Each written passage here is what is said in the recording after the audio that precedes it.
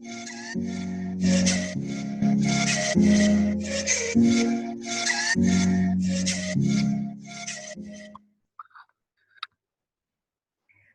You all to self study. Magnetic effects of electric current का second part है इस video का ये, और इसमें हम आज जो है वो एक करंट कैरिंग कंडक्टर कैसे अपने अराउंड एक मैग्नेटिक फील्ड जनरेट करता है उसके बारे में पढ़ेंगे। This video is presented by me Arzoo Pundir. So before beginning, please if you are for the first time on the channel, subscribe to it and watch the video till the end. So magnetic field due to a straight current carrying conductor.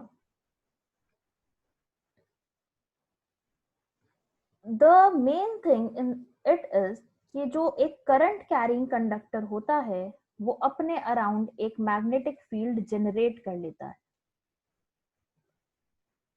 मतलब अगर किसी भी चीज में से current pass हो रहा है तो उसके चारों तरफ एक मैग्नेटिक फील्ड बन जाएगी।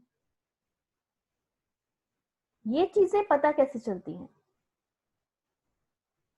तो अगर हमको ये एक्सपेरिमेंटली जानना है कि क्या सही में ऐसा होता है, so what you can see is कि अगर एक कंपास नीडल को हम एक करंट कैरिंग कंडक्टर के पास लेकर आते हैं तो उसमें डिफ्लेक्शन होता है। और ये हमने अपनी लास्ट वीडियो में पढ़ा था कि जो कंपास नीडल होती है वो डिफ्लेक्शन शो करती है जब भी वो एक मैग्नेटिक फील्ड के अंदर होती है। तो क्योंकि यहाँ पर भी एक डिफ्लेक्शन प्रोड्यूस हो रहा है, so this proves that there is a magnetic field around a current carrying conductor. The direction of magnetic field reverses if the direction of flow of current is reversed. Magnetic field का जो direction होता है, अगर current इस conductor में इस तरीके से था तो मैग्नेटिक फील्ड का जो डायरेक्शन है, मतलब अगर अपवर्ड डायरेक्शन में करंट जा रहा था, मैग्नेटिक फील्ड का डायरेक्शन इस तरीके से था।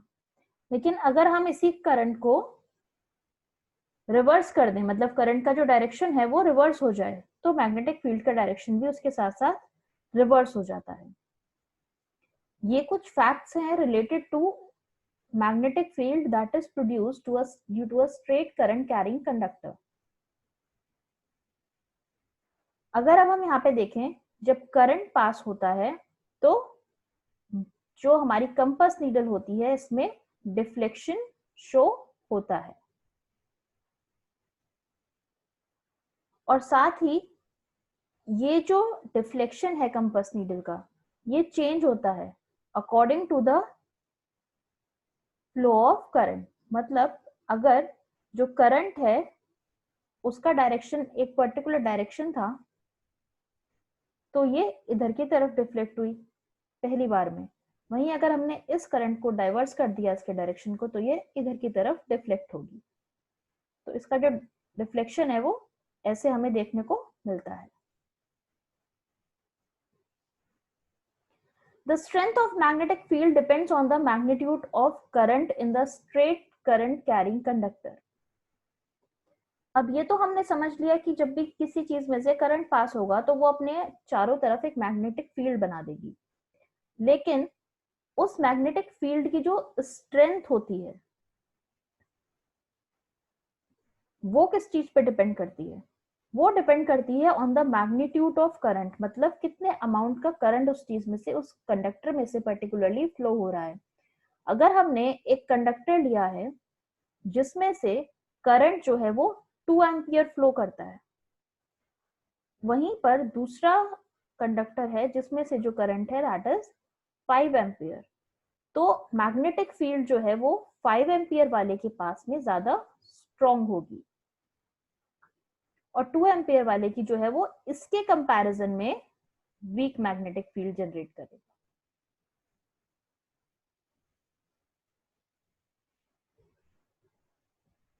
The strength of magnetic field decreases as the distance from the current increases, as the distance from the conductor increases. ये चीज हमने लास्ट वीडियो में बार मैग्नेट के एग्जांपल में भी देखी थी कि जैसे जैसे बार मैग्नेट से जो डिस्टेंस है वो ज्यादा होता जा रहा था, जो स्ट्रेंथ थी मैग्नेटिक फील्ड की वो कम होती जा रही थी। Similar case happens with a current carrying conductor. अगर इस कंडक्टर में से करंट फ्लो होता है तो इसके पास मैग्नेटिक फील्ड जो है वो स्ट्रांग होगी, और जैसे जैसे इससे दूर जाते जाएंगे वैसे वैसे मैग्नेटिक फील्ड जो है वो वीक होती जाएगी। एक एक्सपेरिमेंट है एनसीईआरटी की बुक में related to the iron filings. उसमें एक पूरा सेटअप है जिसमें जो करंट है वो इलेक्ट्रिकल कंडक्टर्स से पास हो रहा है और आयरन फिलिंग्स को टैप किया जाता है on a cardboard. Iron filings अपने आप को ऐसे कंसेंट्रिक रिंग्स में अरेंज कर लेती हैं। तो ये जो कंसेंट्रिक रिंग्स उसमें बनी है ये मैग्नेटिक फील्ड लाइंस हैं, और ये जो फील्ड लाइंस इसमें जनरेट होंगी due to a current carrying conductor, वो कंडक्टर के पास जो है वो बहुत ज्यादा आपस में इनकी कंसेंट्रेशन ज्यादा होगी, और जैसे जैसे इस कंडक्टर से दूर जाता जाएगा वैसे वैसे इनकी कंसेंट्रेशन जो है वो कम होती जाएगी, और दो कंसेंट्रिक सर्कल्स के बीच का जो डिस्टेंस है वो भी कम होगा। ये शो करता है कि जो मैग्नेटिक फील्ड है वो उसकी जो स्ट्रेंथ है वो सबसे ज्यादा होती है अराउंड द कंडक्टर। जैसे जैसे उससे दूर जाएंगे वैसे वैसे वो स्ट्रेंथ जो है वो कम होती जाती है। And sometimes the question comes कि एक्सपेरिमेंटली प्रूव करना है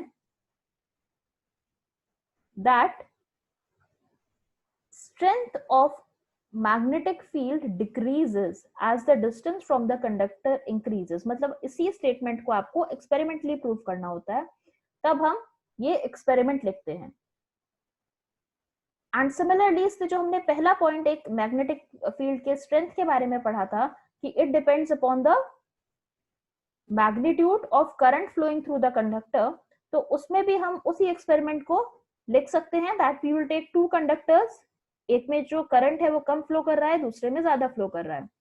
तो उनमें अगर हम सिमिलर केस की इसी तरीके से आयरन फिलिंग्स को स्प्रेड आउट करेंगे तो ज्यादा जो है वो कंसेंट्रेशन मैग्नेटिक फील्ड लाइंस की हमें 5 एम्पियर वाले में देखने को मिलेगी as compare to the one which was of 2 ampere.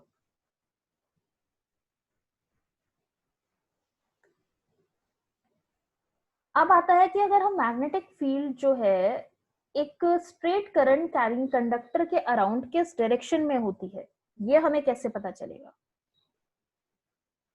तो इसके लिए एक रूल अप्लाई होता है that is known as the right hand rule, right hand thumb rule. According to this rule अगर आपको डायरेक्शन फाइंड करना है of the magnetic field around a current carrying straight conductor, तो आप कैसे करोगे। So the rule says that if you straighten the thumb of your right hand, मतलब अगर आप अपने right hand का जो thumb है उसे straighten up कर लो like a thumbs up look in the direction of current, मतलब आपका thumb जो point करेगा वो current के direction में करेगा। Then if you curl your fingers, तो उसके बाद अगर आप अपने fingers को curl करते हो, एक fist की तरह उसको बंद करते हो, the direction of curling is the direction of magnetic field। तो जो आपने अपनी फिंगर्स को कर्ल किया है जिस डायरेक्शन में वो मैग्नेटिक फील्ड की डायरेक्शन है। सो सपोजेडली ये जो एरो है ये आपको दिखा रहा है कि करंट जो है वो ऊपर से नीचे की तरफ जा रहा है, तो आप अपने थंब को इस डायरेक्शन में पॉइंट करो और आपकी जो फिंगर्स हैं वो इस डायरेक्शन में, दैट इज क्लॉकवाइज जो है वो बंद होती हैं। तो अगर ऐसा होता है सो this is the right hand thumb rule. आपको अपने थंब को नीचे की डायरेक्शन में पॉइंट करना है तो आपकी जो फिंगर्स हैं वो क्लॉकवाइज डायरेक्शन में जाएंगी।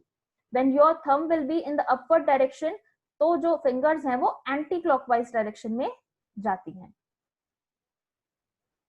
सो this is known as the right hand thumb rule which helps us to understand कि जो मैग्नेटिक फील्ड का डायरेक्शन है करंट कैरिंग कंडक्टर के अराउंड वो कैसा होता है।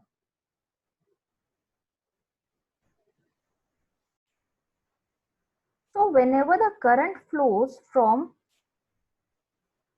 bottom to the top, the direction of magnetic field is always anti-clockwise. तो जब जो करंट है वो नीचे से ऊपर की तरफ जाएगा तो direction of magnetic field will be anti clockwise.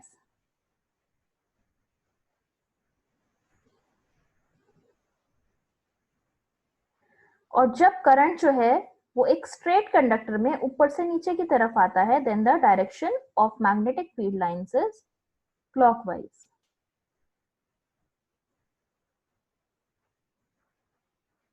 Similarly, when the current will flow from right to left, you just have to point your thumb towards the left direction and curl your fingers. So the direction of the magnetic field line is from top to bottom.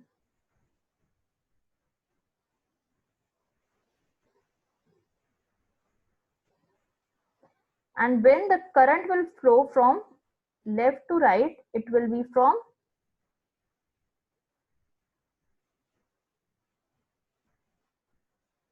bottom to top.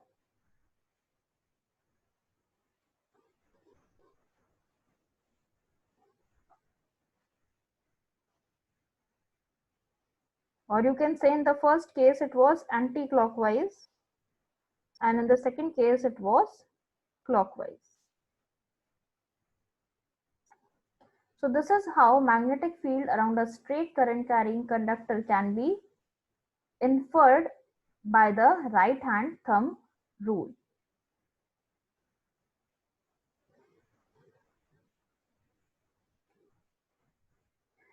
So this was about the video, and in the next session of this chapter we'll be discussing about the magnetic field produced by a circular loop and a solenoid.